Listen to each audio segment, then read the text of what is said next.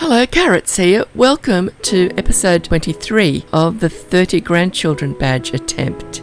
Kendall, when he came home from school, he did his homework and then I sent him to have a look around the festival because I've never seen this lot in the full festival before. And while he was there, he came across a few Sims that have passed through their household over the years. Ted feels as though he's never been a part of the main household, but he is one of my old Sims that I got out of my library and just added to the world. He's in my big game.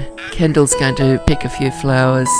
That's Byron walking over towards the haunted house. Kendall noticed that Jake and Ted were lining up to bob for apples, so he decided to stop picking flowers and went and joined them for their apple bobbing competition. And the genie, there she is, Elsa. She's going to go and mourn at the graves that are outside the haunted house. Oh, horses. That was a surprise. Didn't know they were coming. So Jake and Byron are both imaginary friends made real. I think Jake was Lynette's imaginary friend originally, and Byron was Wilfred's imaginary friend. Now see, Elsa Genie is there, the troublemaker genie. I wonder what she's up to. I think she's found there's more graves over there near the haunted house. And there's an apple bobbing contest going on. You never know what's going to happen when you go to the festival. I think there's one more spot available, but they didn't wait for the fourth person to turn up. Genie's going for a jog.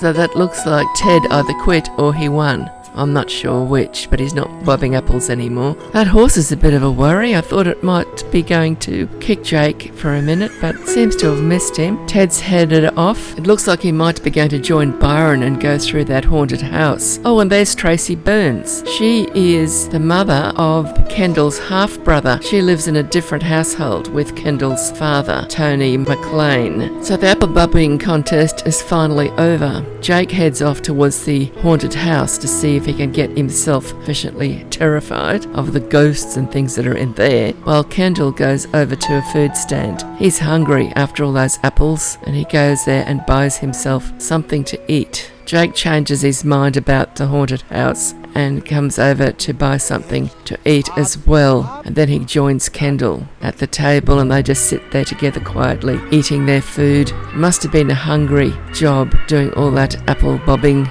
There's still plenty of wildflowers there for Kendall to pick if he decides to pick more wildflowers. Jake, Kendall, Byron and Elsa all know each other really well because they've all lived in Kendall's household at some time in their lives. There's Ted, he's a ghost now. He just went back into the haunted house. I think Byron went back in front of him as well. Guess they're having fun. Kendall was the first to finish his meal,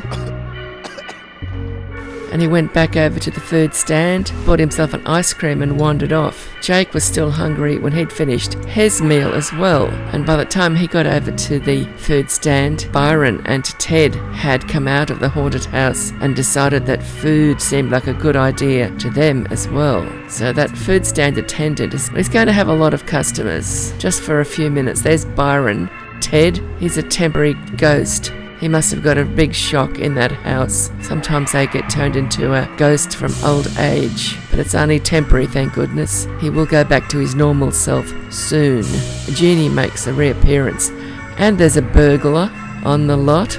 I didn't think there'd be quite so much fun and games going on here when I sent Kendall over just to check out the festival grounds. Now that he's had something to eat and a bit of a look around and bought himself an ice cream, Kendall appears to have just gone home without my permission. It seems that just these three are set to have a food eating competition, so we'll leave them there to enjoy their competition. That's Elsa the genie, ghostly Ted, and Byron the imaginary friend made real. Lynette and Larry are due home from Oasis Landing, and this is the house they're going to be living in. There is just one problem at the moment. Somebody else is already in it. As you may recall, there is a certain genie who came out of a dusty old lamp that Lynette's brother Robbie found, and she has moved into this house after I put her somewhere else, so I'm going to have to move her out again. Now, I didn't strictly have to make her the active household. I could have just evicted her and then placed her into another house using Edit Town. but I thought I'd like to check up on her, and I thought you might like to see what she's up to as well. After all, she was originally in the main household. She got herself kicked out of the main household because she was constantly trying to flirt with Javon and thereby breaking up the relationship between Javon and Gwen. So I moved her to a place with all the imaginary friends. I'd already moved out, and then she moved to an empty house directly across from Javon and Gwen, and that is Gwen. Let's just put down her and Javon's toddler son. There seemed to be some trouble initially, but gradually Gwen took her in hand and she and Ella became friends. They did things together, and the problems between Javon, Gwen and Elsa seemed to have been solved. But now most of the houses in this street have been filled. As a matter of fact, there's only 2 left, and both of them have got illegal occupants. And the one I'm moving out is Elsa, because she was the first one, and I now need a place to put Lynette and Larry, and they can go opposite Javon and Gwen. The other house will be cleared after Felicia and Frank come home from their vacation. So I moved Elsa out to a perfectly good little house just across the street from where she had moved herself. I chose to get her to call the real estate and arrange the move herself. Her new accommodation was so close that she was able to float herself there under her own steam. She didn't need to drive. And being a genie, she floated in her own little brightly coloured cloud. And the house was just across the street, and it was the cherry pie house. Very similar to the house that I had put Ben into earlier. And he moved out, if you remember, in an earlier episode, he moved himself to the Lemon Manor. And I have confirmed that since they've both been out on their own, Elsa and Ben have become romantic interests. So maybe if she moves again to an inappropriate location, I might just move them in together. That doesn't mean she'll stay with him, of course, but they've both got big red hearts next to the other one's name in their relationship panel. And this is inside Elsa's new home that I've just given her, and I think it's perfectly adequate for a single sim. Even the default furnishings are not at the lowest level of quality, although I probably would have upgraded them if I thought she was going to stay here. But this has got 2 bedrooms, a bathroom with a shower and a toilet, and another room with just a toilet. And she's right on the beach near the top of the cliffs. She's got ocean views and a swimming pool. What more could she want? But I guess she won't stay now, will she? Lynette and Larry moved in immediately. We didn't want to give Elsa a chance to change her mind about Cherry Pie House and to move back in opposite Javon and Gwen. So here they are. I've just got home from Oasis Landing, and now they're moving in to their new forever home, the home where they will raise their family. It's got at least 4 bedrooms, bunk beds in 3 of them, so they can have at least 6 children. They only need 5 to make Larry's lifetime wish come true. Now here they've placed their llama statues on some pedestals as they examine what to do with them, and then they moved them to the floor, and they assembled some, and they got a mech gnome who then bounced away. I didn't really want to make a mech gnome, but I thought I'd better show you. The problem with them, of course, is that they die, and we're not going to be playing this household, so by the time we come back here, they'll probably just have a little golden statue, unless I close the game without saving and reopen it, which is what I actually did do.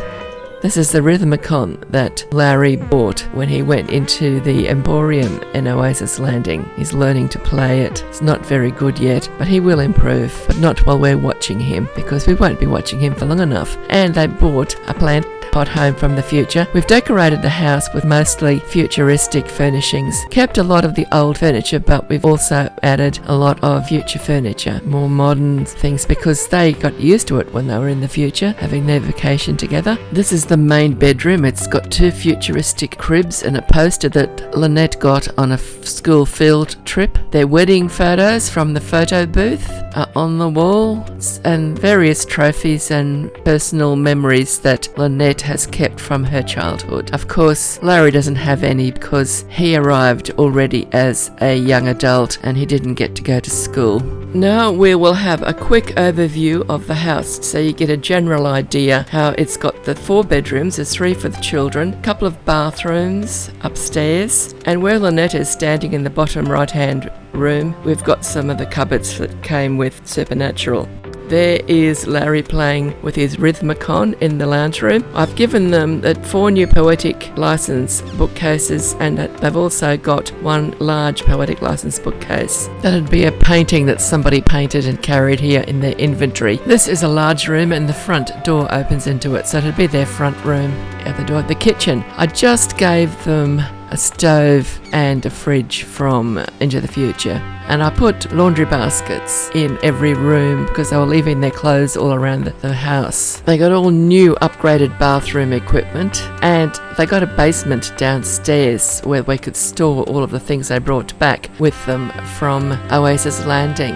There's nanites and mysterious fragments and the trait chips that Lynette got when she was in an Oasis Landing. She got an opportunity that she is part of the way through, although I doubt that she'll ever finish it, so I put those trait chips in a storage box so she could use them later when she's actually making plum bots. And there's a few blank processes in that box as well. Larry will need them when he gets to make a plum bot. He found them in that crashed ship. He'll be able to get more of them if he disassembles some of those nanites. And there's the crystal flowers they collected. Lynette might plant them at some stage, and then they can have a crystal garden. Might put the tree of prosperity in amongst it as well, just for fun. And those chips that they kept picking up and didn't do much with, and the whole collection of llama statues that they can assemble to make the mech gnomes, which will age, therefore we just put them in a box. If we ever play this household, then we'll assemble them. And they'll get 4 mech gnomes out of that group. And finally, there's a box of seeds. They got some of those seeds in Oasis Landing, and others they collected while at home in Cake Island. They put any gems, metals, rocks, elixirs or insects in one of the 2 cupboards that they have upstairs that belong in the Supernatural expansion pack. And finally, down in the basement you can find their jetpacks.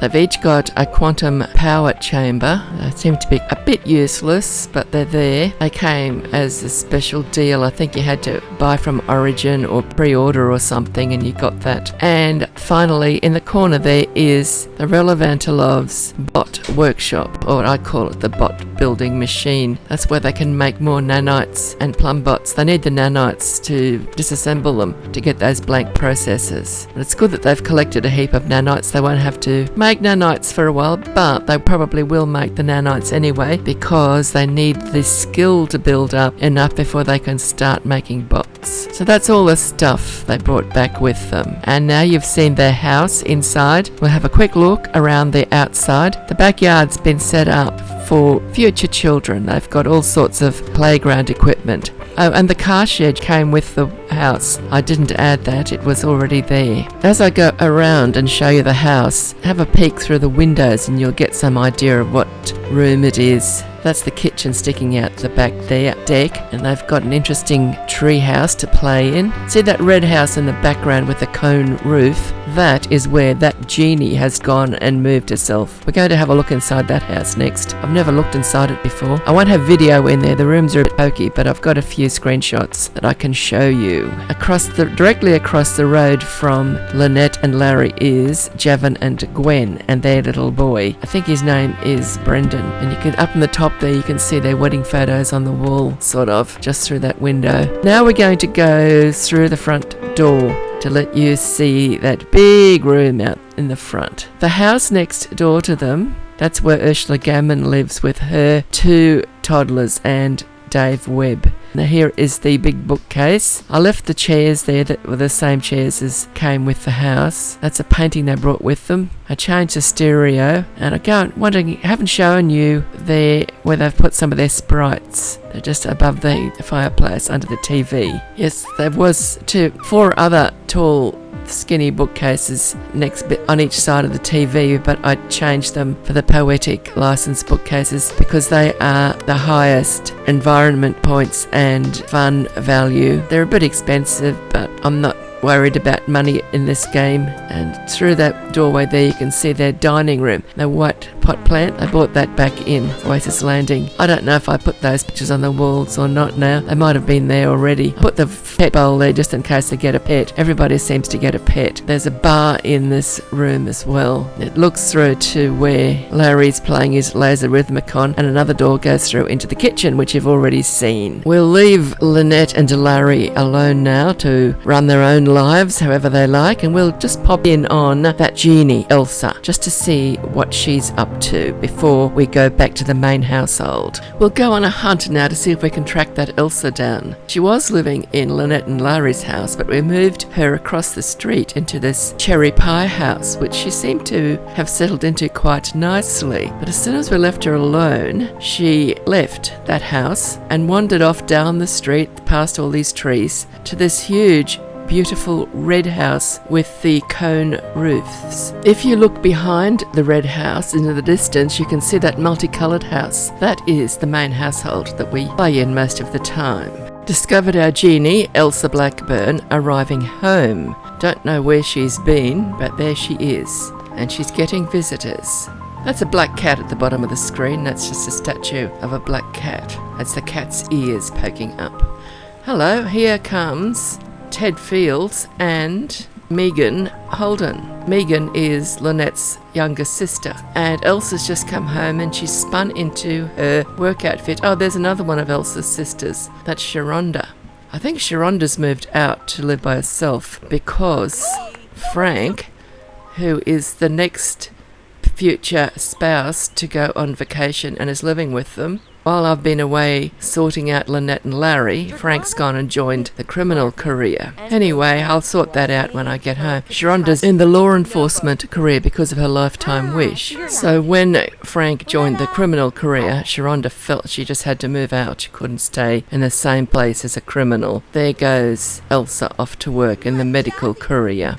That's where she works, in the combined medical and science facility building. Her lifetime wish is to be a world-renowned surgeon, but she's still at level 1 of the medical career. This house is done up for Christmas. I have never seen anything like it. So Elsa's gone, and I've just got a few screenshots of the interior of the house. It seems to be a mixture of Christmas and Halloween. Beautifully decorated, but the rooms are a bit small, so I won't be videoing inside. I'll just show you a few screenshots. There's the main household in the distance. We'll be back there in a few minutes. Now for some screenshots of inside Elsa's house.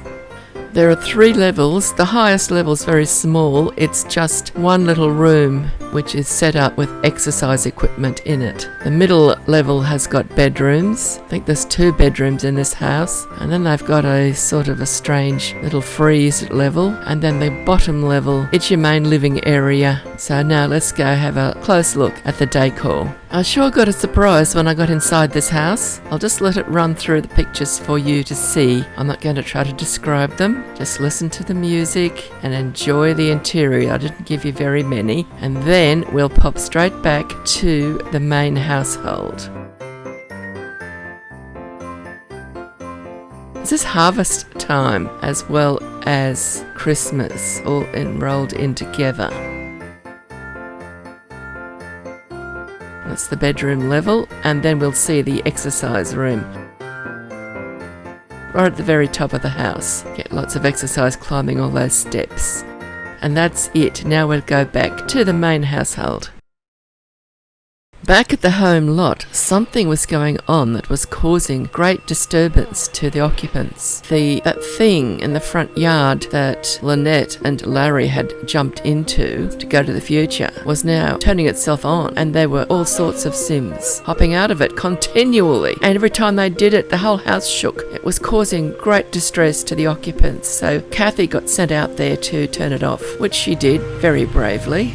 She's still got lots of skills that she needs to learn, so she doesn't really have time for this. Oh, there's Megan coming home. She's obviously just got back from that genie's place where she's been visiting. And it red house. Kathy hasn't been out catching bugs, so she's just spotted a few crawling around near their gazebo. So she decided she'd try catching some of them. And they've got a young magical gnome there. And the device has turned itself back on again. And there's more Sims just pouring out of it. And the house is still shaking and rattling and carrying on so badly. We're going to have to get rid of it. It can't stay where it is. The decision has been made. The entire council of Sims in Cake Island have decided that it must go, and it's going to go to a community lot where anybody can use it if they want to, but it won't be disturbing anybody's home lot. And of course Kathy got the job. Her job was to take it with her and put it on a home lot. So here she comes. First step is to turn it off again. She's not transporting that thing while it's glowing like that. Okay, she's the expert now, of course. That's why she got the job. She turned it off before. And here's the lot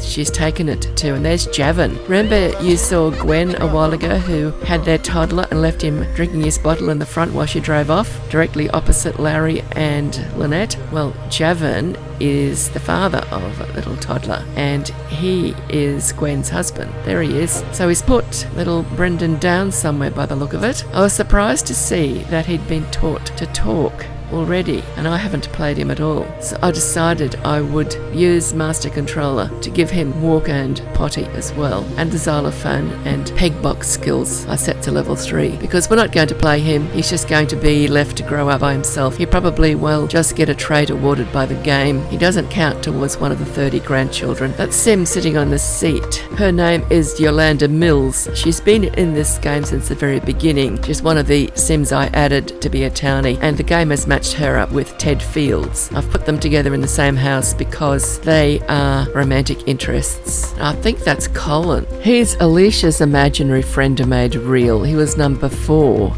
And Kathy is the 10th imaginary friend to be made real in that household. I don't think she really knows him because he'd moved out a long time before she came along. And of course the one with the long dark hair with the blue outfit on, she's a familiar face to anybody who's been watching regularly. That's Tracy Burns. She is the wife of Tony McLean, and Tony is the father of Javon and his 14 siblings. And Tony and Tracy have a son called Byron. Now all of these Sims that you see together have met each other. 3 of them have lived in the same household.